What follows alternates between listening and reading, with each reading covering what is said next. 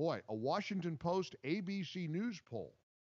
President Trump's approval is sharply up in the midst of this coronavirus outbreak. His job approval rating is now, again, this is the Washington Post ABC poll. His job approval rating is at 48% positive, 46% negative among all adults. Now, that's a dramatic swing from just February, where he was at 43% positive and 53% negative. Clearly, Americans are approving of the way he's responding and the way the White House is responding. You know what they hate the most? They hate the transparency of all of these daily briefings that are incredibly transparent. A lot of times they don't like what he says. They don't even like what the experts are saying if it doesn't kind of sync with what they think is the end of the world. Yesterday, Dr. Deborah Birx, very direct in saying some of these models aren't panning out. There is not a crazy shortage of ventilators as of now.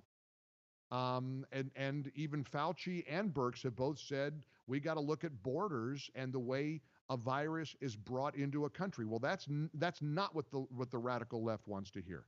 That's not what the Trump haters want to hear. So now they're turning on Dr. Fauci and Dr. Birx. Joe Lockhart, a longtime Democrat strategist and pundit and operative, tweeted out, Dr. Birx is drinking the Kool-Aid. I mean, we are in Crazyville. Meanwhile, wow, is there a drama playing out in the House of Representatives right now? The House, of course, has received the $2 trillion COVID-19 stimulus package. There is one guy right now who is on the hot seat, and he is receiving the wrath of everybody, including the president. Here's an article in Reuters describing Representative Thomas Massie of Kentucky as Mr. No. And the president is furious. Massie is threatening to force a recorded vote on the $2 trillion economic relief package. Instead of a voice vote. You know, a lot of this stuff procedurally is in the weeds. But he is apparently objecting to taking a simple voice vote on this bill. He told a local radio station he plans to reject the measure. He does not like the one-time $1,200 check that millions of Americans will get. Doesn't like the billions in loans and grants to small businesses because he's concerned about spiking the national debt. So as a result, this one man, this one elected representative, this one congressman from Kentucky, and I know already there are going to be people saying, good for him, because this is crazy and we shouldn't kill the economy. You know, the economy right now, we are in a recession. There's no question about it. And we are facing millions and millions of Americans who are out of work through no fault of their own, as the president says over and over again. Well, the president now is really lashing out at Congressman Massie. He tweeted earlier today, looks like a third-rate grandstander named Thomas Massie, a congressman from, unfortunately, a truly great state, Kentucky, wants to vote against the new Save Our Workers bill in Congress. The president went further, claiming that Massie, a fellow Republican, just wants the publicity, but he won't be able to stop the measure. Nancy Pelosi is speaking out against Massie, saying that this is causing a delay, which is going to prevent workers and Americans from getting their checks and getting the assistance. At one point, I think the president, he's really fired up. He said at one point, throw Massie out of the Republican Party. Massie, incidentally, was elected in 2012. It was a Tea Party guy. In his first House vote in 2013, Massie opposed the reelection of Boehner as Speaker. In 2014, he had voted no so many times on legislation that Politico dubbed him Mr. No. He opposed about a third of the measures that came up in his first year.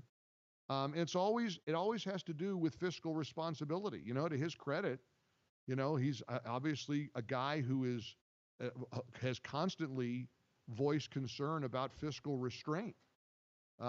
He once joked that the buttons that lawmakers push to register their votes, which are labeled yay and nay, should be relabeled spend and don't spend, according to USA Today.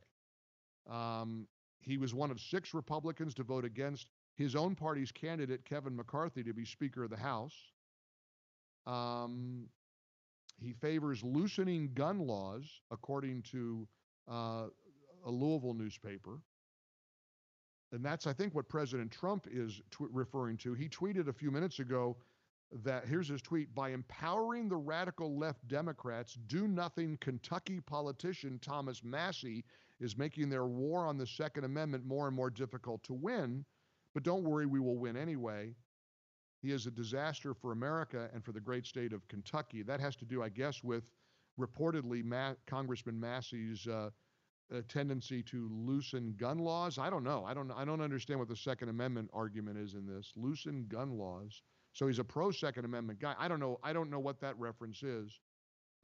He was one of only 3 House Republicans who voted against relief for Hurricane Harvey in 2017. He was one of 2 that voted against sanctions on North Korea. I don't know. I mean, it's a lonely spot to be one congressman when it feels like the entire body is urging this to get done. And I know a lot of people listening to me are going to say, good for him. President's not saying that. The president seems to be pretty furious at delaying this economic relief to individuals, to companies, to businesses, to the country. This seems to, when you get a unanimous approval in the Senate, and now it's the House that might turn this thing on its, who knows? And maybe it's a procedural thing that will just drag this process out even longer. It seems inevitable it's going to pass. I don't think it's likely that one Kentucky congressman can stop it, but that's where we are right now. I wanted to bring you up to date because there's high drama playing out right now on the floor of the House of Representatives. Welcome into a Friday edition